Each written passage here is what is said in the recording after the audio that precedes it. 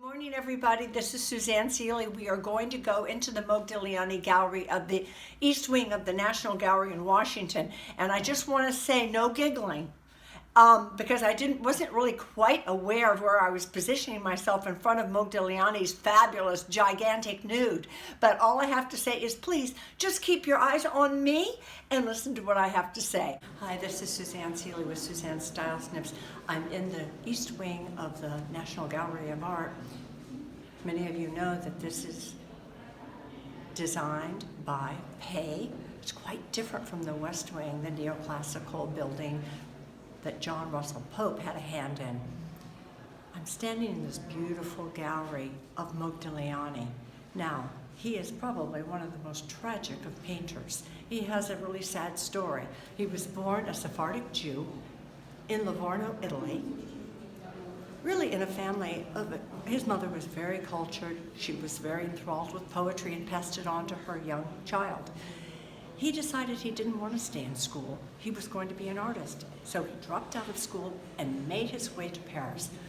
When he went, at 21 years old, he was already ill with tuberculosis, and he would suffer his short life. He died at 36. He had tuberculosis the whole time, and I don't know whether his drug addiction and alcoholism was due to the tuberculosis or whether he was just an addictive type, but he certainly was in the right milieu for that because he worked in Montmartre with many of the other bohemian artists and a lot of the writers of the day.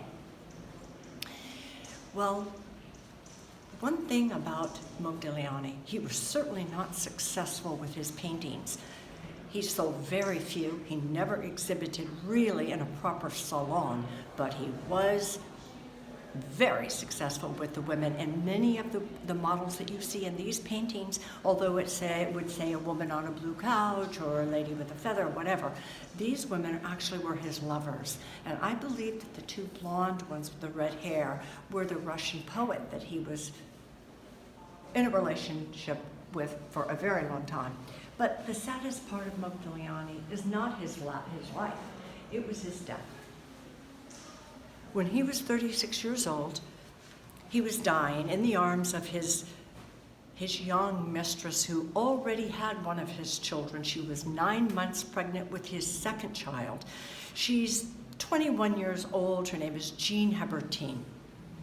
And he died in her arms, and 40 hours later, into absolute despair. By the way, she was an artist herself. She jumped out of the bedroom window and she killed herself and her unborn child.